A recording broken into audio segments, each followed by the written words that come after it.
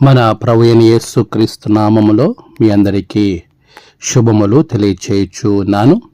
త్రిత్వ పండుగ శుభాకాంక్షలు తెలియచేస్తున్నాను. ప్రియులారా, గడిచిన త్రిత్వ పండుగ నుండి ఈ త్రిత్వ పండుగ వరకు ప్రభువు మనల్ని ఎంతగానో ఆశీర్వదించాడు. విశేషంగా త్రిత్వము అనేది మనకి ఫలభరితమైన ఆత్మ ఫలము ఫలించవలసినటువంటి కాలముగా మనం చూస్తాం.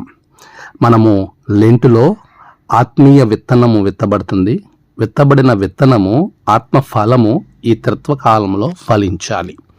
ఈరోజు దినము కొరకు ఏర్పాటు చేయబడిన పాఠ్య భాగాల్లో నుండి కొన్ని ప్రాముఖ్యమైన విషయాలు మనం ధ్యానం చేద్దాం. మొదటిగా యెషయా గ్రంథం 6వ అధ్యాయం 1 నుండి 8, ఎఫెసీయులకు రాసిన పత్రిక 1వ అధ్యాయం 3 నుండి 14, మత్తయి సువార్త 28వ అధ్యాయము 16 నుండి 20 వచనాల వరకు గల భాగం మనం గమనించినట్లయితే ఈ యొక్క పాఠ్య భాగాల్లో నుండి త్రిత్వ సిద్ధాంతాన్ని ముందు అర్థం చేసుకుంటూ త్రిత్వ దేవుని యొక్క కార్యాచరణను ఆలోచన చేస్తూ ఆత్మ ఫలము ఫలించవలసినటువంటి మన జీవితాలలో ఏ విధముగా మనం ముందుకు వెళ్ళాలో మూల వచనముగా ఎఫెసీయులకు రాసిన పత్రిక 1వ అధ్యాయము 14వ వచనం. దేవుని మహిమకు కీర్తి కలుగుటకై ఆయన సంపాదించుకున్న ప్రజలకు విమోచన కలుగు నిమిత్తము ఈ ఆత్మ మన స్వాస్థ్యమునకు సంచకరువుగా ఉన్నాడు. దేవుని మహిమకు కీర్తి కలుగుటకై ఆయన సంపాదించుకున్న ప్రజలకు విమోచన కలుగు నిమిత్తము ఆయన సొత్తైన, మనం క్రింద కనుక గమనించినట్లయితే సొత్తైన ప్రజలు, ఆయన ఏ ప్రజలనైతే ఏర్పాటు చేసుకున్నాడో ఆయన రక్తములో కడగబడి బాప్తీసం పొంది సంస్కార పారాధనలో పాల్గొన్నటువంటి నీవు నేను మనమందరము ఆయన సొత్తైన ప్రజలము. మనలను విమోచించుటకు, ప్రజలందరికీ విమోచన కలుగు నిమిత్తము, దేవునిలో పరిపక్వతలోనికి నడిపించు నిమిత్తము దైవుడు మనకిచ్చిన ఆత్మనే సంచకరువు. కుమారుడు యేసు స్వామి చేసిన కార్యము, తండ్రైన దేవుడు చేసిన కార్యము, త్రిత్వ కాలంలో ఆత్మఫలం ఏమిటయ్యంటే నీవు దేవుని ప్రజలను విమోచించటానికి ప్రభు ఏర్పరచుకున్న దేవుని ముద్ర, ప్రభు ముద్రగా నీవున్నావు. You are the seal of Christ, క్రీస్తు ముద్ర. ఈరోజు మనము దైవ అంశము, దేవుని సొత్తైన ప్రజలను విమోచించుటకు దేవుడు నిన్ను ఏర్పరచుకునిన ఆయన ముద్ర, దేవుని ముద్ర. ప్రియులారా, సీల్ అనేది చాలా ప్రాముఖ్యమైనది. ఒక గవర్నమెంట్ ఆఫీసెస్లో లేకపోతే ఏదైనా ఒక ఎన్జిఓలో, ఎనీ ఆర్గనైజేషన్, ఒక సిగ్నేటరీ ఎంత ప్రాముఖ్యమో దానితో సరి సమానముగా, దానికంటే ప్రాముఖ్యంగానే సీల్ అనేది చాలా చాలా ప్రాముఖ్యమైనది. ఆ సీల్ అనేది ఉంటేనే అది ఫోర్స్లోనికి, అంటే దానికి అధికారికంగా విలువ అనేది రావడం మనం చూస్తాం. ఈరోజు నీవు నేను మనమందరము కూడా క్రీస్తు ద్వారా దేవుని ముద్ర మనకి కలిగి ఉన్నామని 13వ వచనంలో చెప్తున్నాడు. మీరును సత్యవాక్యమును అనగా మీ రక్షణ సువార్తను విని క్రీస్తునందు విశ్వాసముంచి వాగ్దానము చేయబడిన ఆత్మచేత ముద్రింపబడితిరి. ఆత్మచేత ముద్రింపబడ్డావు. You are seal of Christ by spirit. దేవుని ఆత్మచేత క్రీస్తు ముద్ర నీవు కలిగి ఉన్నావు అనే విషయాన్ని ఎన్నడూ మర్చిపోకూడదు. మొదటిగా మనము దీనిని ఆలోచన చేస్తూ ఉన్నప్పుడు దేవుని ముద్ర కలిగి ఆత్మచేత ముద్రింపబడిన వారి యొక్క కార్యాచరణ ఏమై ఉండాలి అని మనం ఆలోచన చేస్తూ ఉన్నప్పుడు దానికంటే ముందుగా త్రిత్వాన్ని మనము ధ్యానం చేయాలి. కొద్దిగా ఇంట్రడక్షన్ మీకు తెలియజేయాలి. త్రిత్వము ఇది చాలా కాంప్లికేటెడ్ టాపిక్. త్రిత్వ సిద్ధాంతం అనేది చాలా సంఘాలు, అంటే రకరకాల డినామినేషన్స్ త్రిత్వ సిద్ధాంతాన్ని నమ్మవు, మరికొన్ని నమ్ముతాయి. మొదటిగా జ్ఞాపకం పెట్టుకోవాల్సింది ఏంటంటే, ప్రియ శ్రోతలారా, త్రిత్వము అనేది ఆ పదము పరిశుద్ధ గ్రంథములో ఎక్కడ కూడా వ్రాయబడి ఉండలేదు. మొదటి విషయం. రెండో విషయము, త్రిత్వం మనకు నిరూపింపబడినటువంటి సంగతులు చాలా ఉన్నాయి. దానిలో మరి ముఖ్యముగా గమనించినట్లయితే నేటి స్వార్థ భాగంలో ప్రభు చెప్తున్నాడు, తండ్రి యొక్కయు కుమారుని యొక్కయు పరిశుద్ధాత్మ యొక్కయు నామమున అన్నాడు. అంటే in the name of, English బైబిల్లో మనం చదివితే in the name of the father, son and holy ghost, వారి మూడు కలిపి ఒకటే నామము అని ప్రభువే స్వయంగా పలికిన తర్వాత త్రిత్వము అనే పదాన్ని గురించి వెతకడం అనేది చాలా హాస్యాస్పదం. అది వితండవాదులు లేదా మతోన్మాదులు దేవునికి వ్యతిరేకంగా నిరూపించాలని ప్రయత్నించి విఫలులైన వారు చేసే మూర్ఖ వాదన. దానిని గురించి మీరు చింత పడకుండా దాని మీద దృష్టి తప్పించి దేవునిలో ఎలాగా ప్రభు ముద్రను త్రిత్వ దేవుడు ఏ విధంగా మన ద్వారా ప్రజలకు నడిపిస్తున్నాడు, ఏమి కోరుకుంటున్నాడు అనే నేటి వర్తమానాన్ని మీరు ప్రజలకు అందించండి. ఇది నేను చెప్పాలనుకున్న మొట్టమొదటి విషయం. త్రిత్వము అనేది దానికి నేటి పాఠ్యభాగము లేకపోతే అర్థమయ్యే రీతిలో మనం జ్ఞాపకం చేసుకోవాలి అని అంటే చాలా ప్రాముఖ్యంగా ఒక పట్టణాన్ని మనం తీసుకుంటే ఆ పట్టణాన్ని రకరకాల మార్పులు చేర్పులు ఒక పట్టణానికి కలుగుతాయి.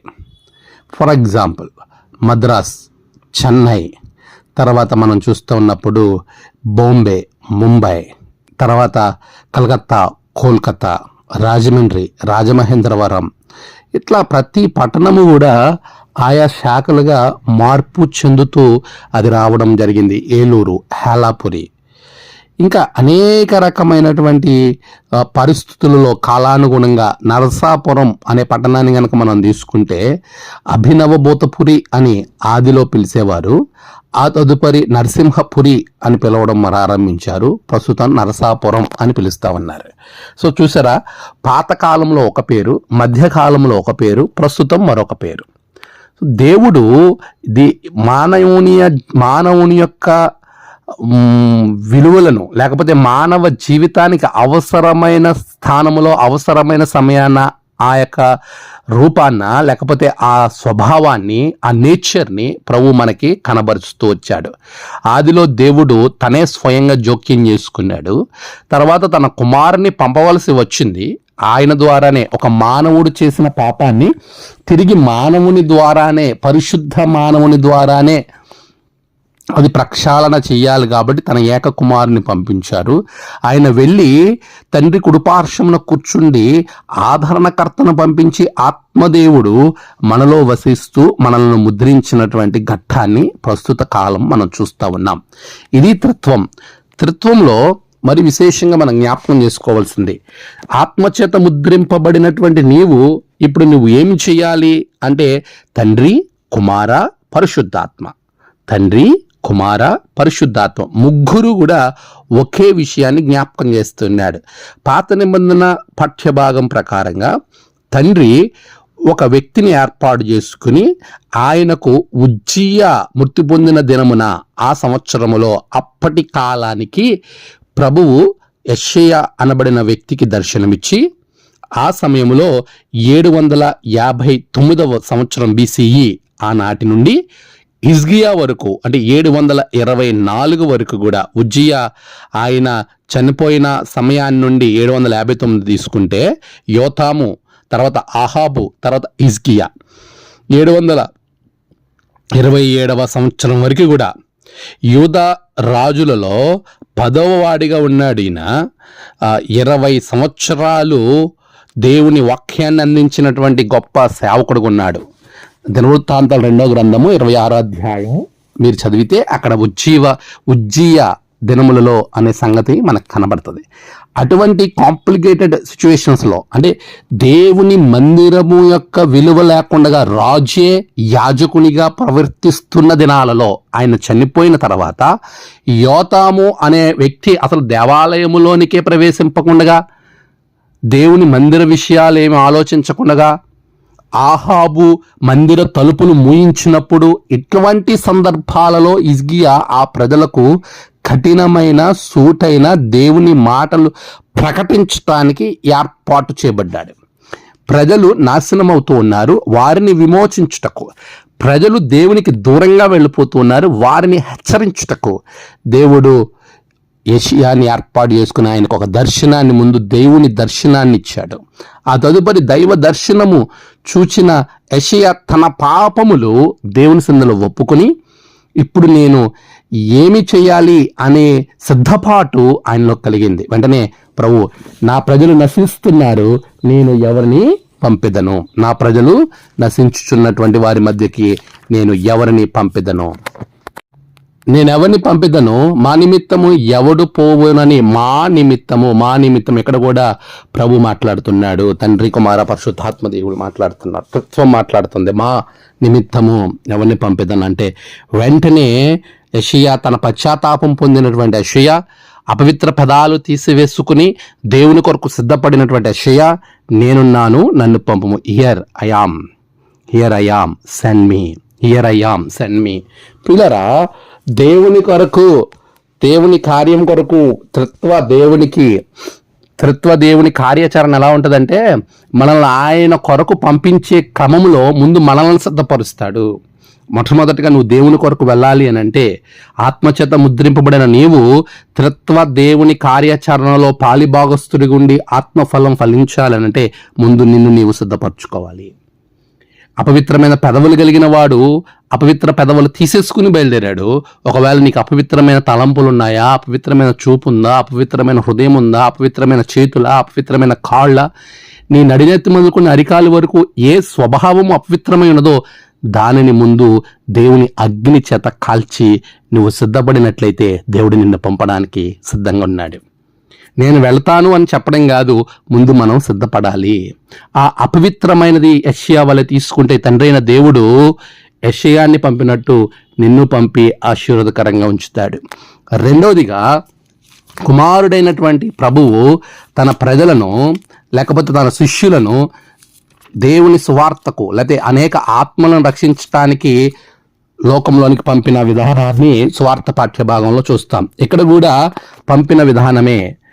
త్రిత్వదేవుల్లో రెండవ ధాతువు అయినటువంటి కుమారుడు సర్వాధికారము కలిగి ఆ అధికారానికి శిష్యులకిచ్చి మీరు ఇప్పుడు లోకానికి వెళ్ళండి అని యోహాను సువార్త 20వ అధ్యాయములో చాలా స్పష్టంగా ప్రభు చెప్పిన మాటలు మనం చూడగలుగుతాం. 20వ అధ్యాయము చూడండి.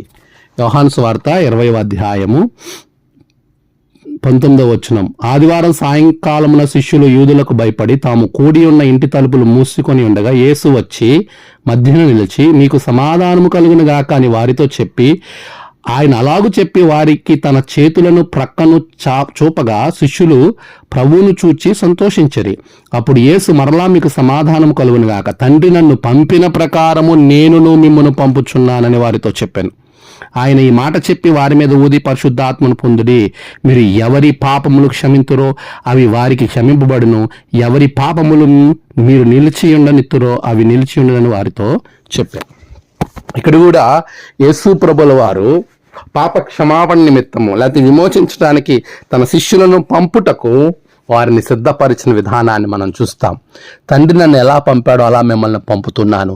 అక్కడ యెషయాని పంపడానికి ముందు వారి పాప క్షమాపణ యెషయాకి దేవుడు చేశాడు. ఇక్కడ శిష్యులను పంపడానికి ముందు పరిశుద్ధాత్మను అనుగ్రహించాడు. ప్రియులారా, నీవు ప్రస్తుతము పరిశుద్ధాత్మను కలిగి నువ్వు ముందుకు వెళ్ళాలి.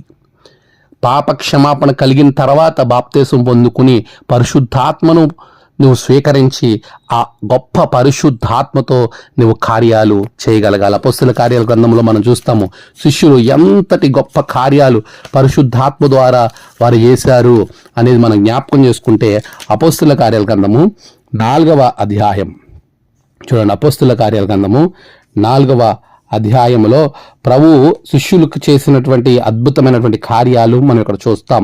27 నుండి మీరు అవన్నీ కూడా చదువుకుంటా ముందుకు వెళ్ళినప్పుడు పరిశుద్ధాత్మ దేవుడు వారి మీదకి వచ్చినప్పుడు అక్కడ రాయబడిన 31వ వచనం, వారు ప్రార్థన చేయగానే వారు కూడి ఉన్న చోటు కంపించెను. అప్పుడు వారందరూ పరిశుద్ధాత్మతో నిండిన వారే దేవుని వాక్యమును ధైర్యముగా బోధించరి.